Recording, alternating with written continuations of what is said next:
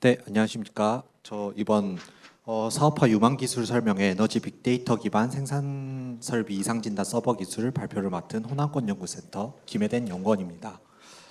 사실 이 본 기술의 이제 책임자는 저희 고석갑 실장님이신데 금일 애초에 잡힌 일정이 있어서 어쨌든 연구 개발을 같이 한 제가 금일은 발표를 진행하도록 하겠습니다. 네, 우선 그 목차는 다음과 같고요. 하나하나 개요부터 특징 장점 그리고 분야나 시장 동향 내용 및 범위까지 설명드리도록 하겠습니다. 네, 본 기술은 실제로 저희가 2020년도에 그 에너지 빅데이터 기반한 이제 정부 과제를 수행하면서 이제 어떤 신 비즈니스 모델이나 다른 기술들을 어떻게 개발할 수 있을까 하면서 진행을 했던 내용들이고요. 실제로 그 에너지 빅데이터 기반에서 이제 머신러닝 모델을 통해서 이제 이상 진단을 어떻게 할까 하다가 이제 그런 모델로서 공작 기계, 스마트 제조 분야를 저희가 이제 함께 진행을 하게 되었고요. 이런 스마트 제조 분야에서는 실제로 이제 24시간 계속해서 이제 설비가 돌아가는 경우들이 많잖아요. 그래서 근데 이제 이게 이렇게 나왔다시피 공구 파손이나 채터 등이 발생하거나 아니면 시간이 지나면서 교체를 해야 되는데 그 교체 시기를 놓친다던가 그런 경우에 이제 품질에 이상이 생기거나 그런 기기에 이제 이상이 생기거나 그런 경우를 어떻게 판별할 수 있을까라고 해서 이제 문제점을 먼저 보고 이제 진행을 했습니다. 그래서 특히 그런 문제점들을 전문가나 이제 사람이 직접 관리를 하는 사람들이 일일이 그걸 보고 판단할 수 없기 때문에 머신러닝 AI 모델을 통해서 그런 생산 설비의 이상 상황을 판별하는 기술이 필요하겠다 싶어서 진행을 했고요. 또 다른 문제는 머신러닝 AI 요즘 말을 많이 하는데 적용하고자 하는데 실제로 데이터가 많이 부족하고 또 현장에서는 데이터를 계속해서 수집을 이제 하지 않았던 경우면은 어쨌든 데이터가 없는 상황에서 할 수 없기 때문에 그 부분들을 어떻게 할 수 있을지에 대해서 관련해서 이제 필요성을 느끼고 본 기술을 진행을 했다고 생각하시면 됩니다. 본 그림이 이제 대표적인 저희 에너지 빅데이터 기반 생산 설비 이상 진단 서버 기술의 대표도인데요. 먼저 이제 제조 설비 운용 그런 센서를 통해서 데이터를 수집하고 또 에너지 데이터를 수집하고 실제로 저희가 센서를 개발한 건 아니고요. 센서는 상용되어 있는 센서를 저희가 사용을 했고 저희가 따로 제조 현장을 보유하고 있지는 않기 때문에 협력해서 그 센서를 통해서 받아온 데이터를 이제 수집하고 전송하는 그런 모듈부터 이제 개발이 진행되었다고 생각하시면 되고요. 그래서 이상진단 관리 서버에서 이제 실제로 수집한 데이터를 또 저장하고 시계열 베이스에 저장하고 또 그 AI 모델을 통해서 이상 탐지하고 또한 웹 페이지에서 시각화를 진행하고 또 아까 말씀드렸다시피 데이터가 이제 부족하기 때문에 데이터를 계속해서 수집하면서 그 AI 모델에 적용을 할 수 있는 데이터를 계속해서 만들어야 되는 점이 필요한데 그 부분을 해결하려고 도입한 기술이 능동학습 기반 전문가 레이블링 요청 이 부분입니다. 그게 간단하게 어떻게 설명드리자면 데이터가 많이 이제 모르는 데이터가 들어왔을 때 거기에 대한 이게 어떤 데이터라는 라벨링이 필요한데 실제로 많은 데이터를 모든 전문가가 이거는 정상이고 이거는 비정상인데 어떤 분류고 이거를 하기가 어렵기 때문에 그 중에서 가장 유용한 데이터만을 몇 가지 뽑아내 가지고 전문가에게 이거 좀 라벨링 해주세요 하면은 좀 더 로드도 떨어지고 계속해서 지속적으로 모델을 개발하게 되면은 그게 더 성능을 확실히 더 AI 모델의 성능을 더 높일 수 있다는 점이 있습니다. 네. 그리고 저희가 개발한 이제 생산 설비 이상 진단 관리 시스템의 UI는 다음과 같고요. 이제 로그인을 실제로 이제 해서 들어가서 이제 보시면 사용자 역할 관리, 사용자 계정 관리, 레이블링 작업하면 전환, 데이터 수집 현황 등의 란들도 존재하고 현재 이 띄어진 화면 같은 경우 데이터 분석 화면인데요. 여기에는 이제 수집된 데이터 목록 해서 언제 수집됐고 그 기간 라벨이 어떻고 어떤 종류고 그런 거에 대한 설명이고 또 실제 저기 정확히 여기 보시면은 돋보기란이 있고 또 뇌처럼 생긴 란이 있는데 이게 실제로 이 돋보기란을 클릭을 하면 해당 데이터에 이제 다음과 같이 뭐 데이터 종류에 따라서 데이터 값들이 표시되는 그런 UI들이 있고 이제 레이블 값이 이제 뭐 있으면 이제 표시되는 거고요. 그리고 이제 여기 뇌처럼 표현되는 게 이제 그걸 클릭을 하게 되면은 저희가 개발한 AI 모델을 통해서 실제로 이제 이상 진단 결과를 다음과 같이 이제 보여줍니다. 이 이상 진단 결과에는 저희가 뭐 기존에 있었던 그 이상의 분류도 보여주지만 추가적으로 이제 거기에 대한 AI로서 얻은 데이터에 좀 그 소프트 값, 그러니까 그 정확히는 확률 값은 아니지만 컨피던스 값을 통해서 예를 들어서 뭐 정상인데 뭐 한 90% 정도로 정상이다. 뭐 아니면 뭐 이게 이건 이상하다. 근데 90% 이상하다 하면은 정말 중요하게 이제 봐야 되는 부분이고 좀 이상한데 한 8% 정도 그렇다라고 하면은 이게 조금 덜 그런 중요도를 좀 알 수 있는 지표들까지 이제 좀 제공을 한다고 생각하시면 되겠습니다. 네. 그리고 다음은 이제 서버 구조도인데요. 저희는 이제 마이크로 서비스 아키텍처로 이제 구성을 하였고요.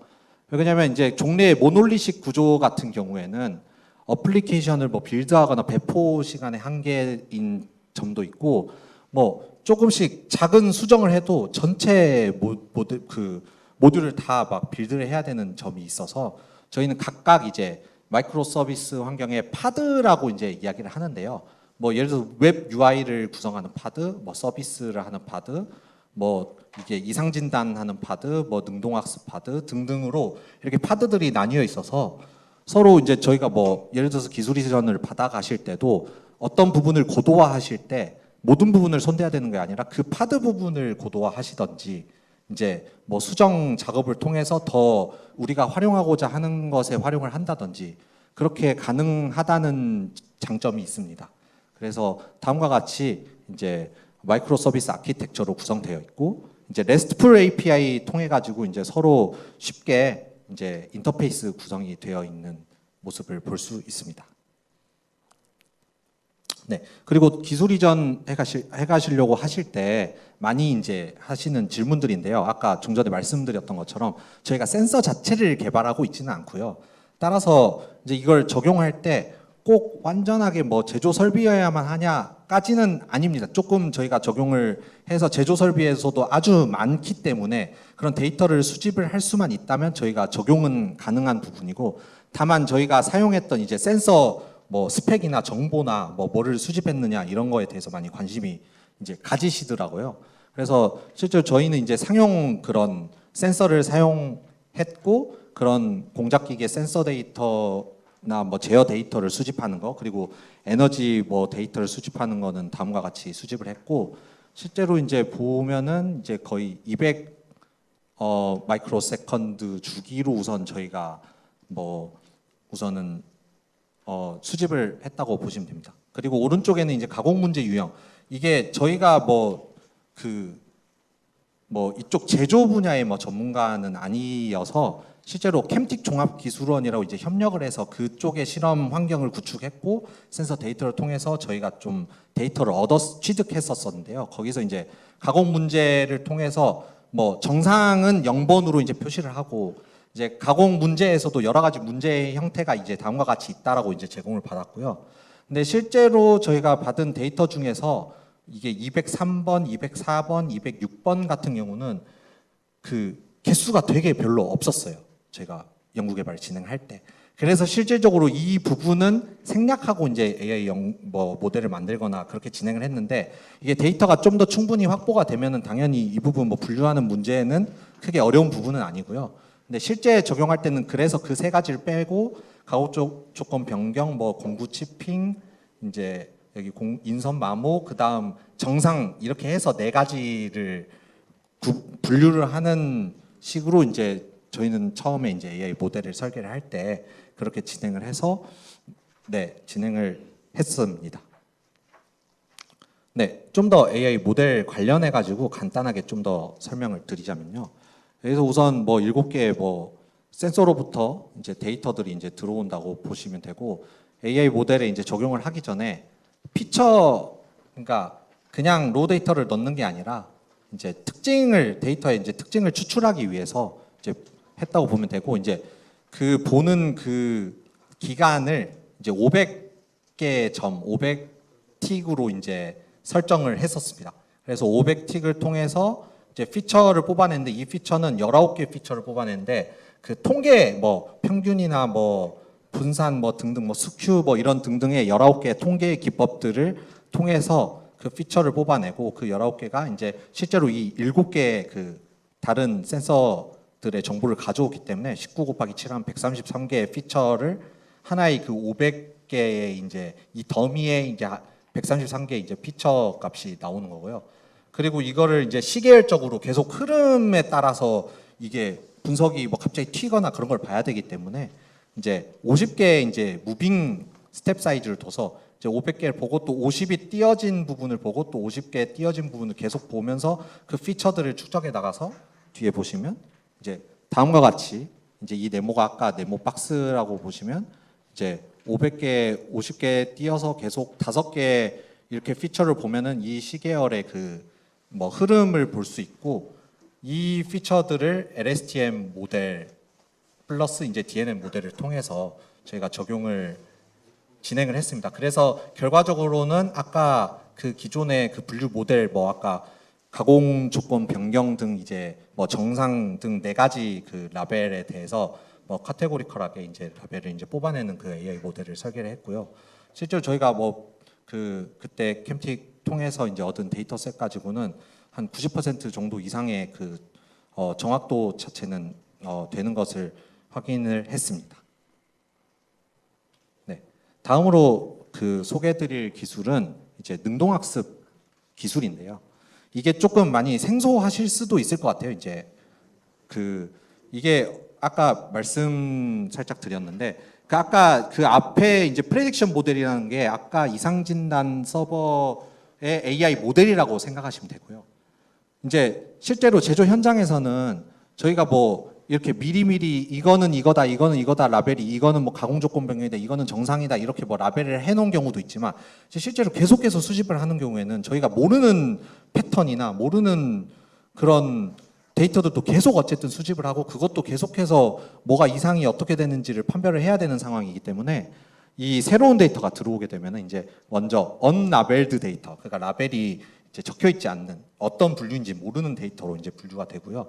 근데 이 언라벨 데이터가 막 몇천 개, 뭐 몇만 개 이렇게 쌓인다고 했을 때 이때 그 액티브 러닝 모듈, 이 능동학습 모듈에서 실제로 그 중에서 가장 좀 이게 더 궁금하고 의미가 있는, 왜냐면 누가 봐도 정상인 데이터는 굳이 라벨링을 하지 않아도 되는데 이제 이게 정말 정상인지 좀 어떤 분류인지 좀 잘 모르겠는 경우들을 좀 더 뽑아내서 이 쿼리를 이제 오라클 이제 그 전문가 실제 전문가들에게 몇 개를 더 선별해서 이제 보내주는 식으로 진행을 하고 그 다음에 그거에 대해서 전문가가 그 라벨링을 진행을 하게 되면 이제 라벨 데이터로 다시 포함이 되고 그거를 이 프레딕션 모델을 다시 그 라벨 데이터가 더 확보됐기 때문에 이제 이 모델을 계속해서 업데이트하는 식으로 그렇다 보면 이제 정확도가 조금씩 데이터가 계속 축적해가면서 더 이제 더 모르는 상황에 대해서도 이제 더 잘 맞출 수 있게 계속해서 업데이트되는 부분이라고 생각하시면 되고요.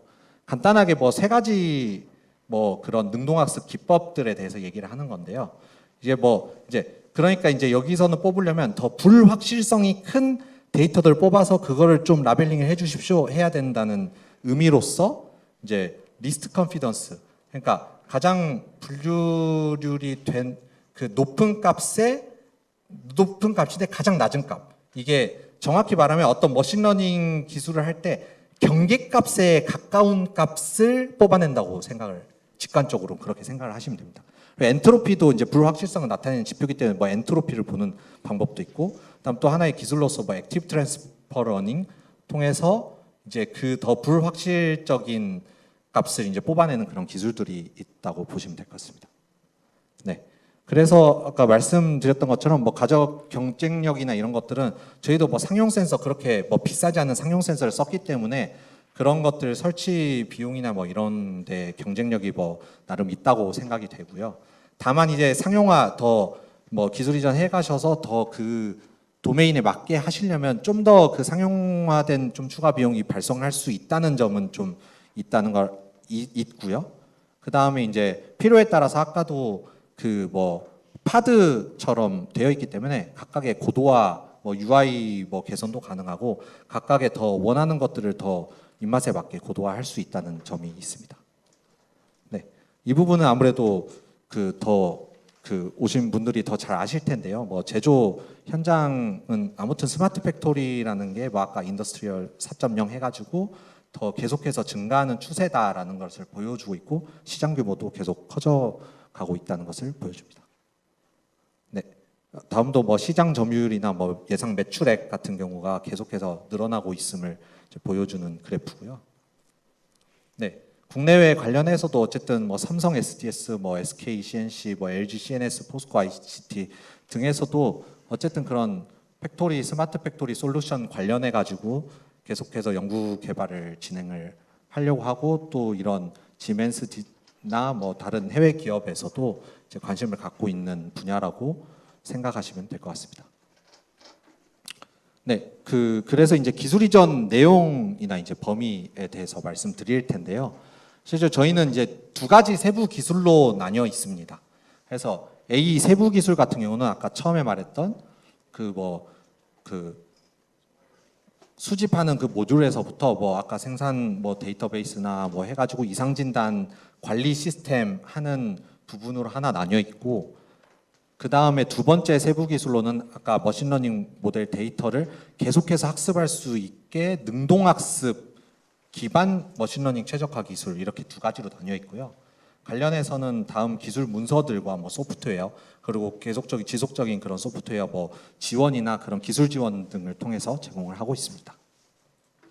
네, 현재 지금 저희 기술 성숙도는 TRL 6단계로 이제 파일럿 규모 시작품 제작 및 성능 평가 단계로 이제 파악이 되고 있습니다.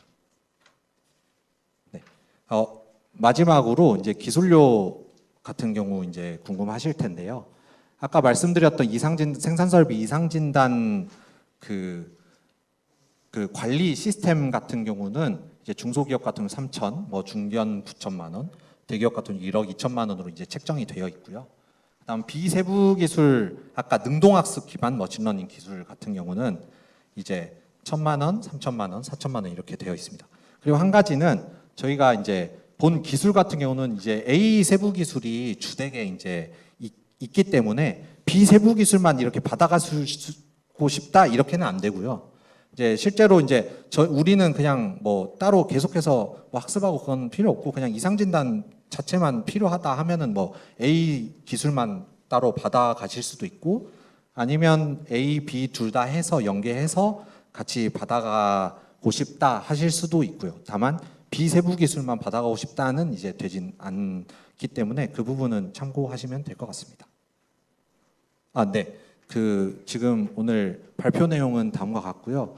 또 저기 미팅룸에 제가 뭐 5시까지 계속 있을 거라서 다른 궁금한 사항이나 뭐 다른 뭐 제가 발표한 외에도 더 궁금해서 뭐 여쭤보고 싶은 사항 있으시면은 제게 이제 편하게 오셔서 상담하시면 제가 또 같이 한번 고민하고 상담하도록 하겠습니다. 네.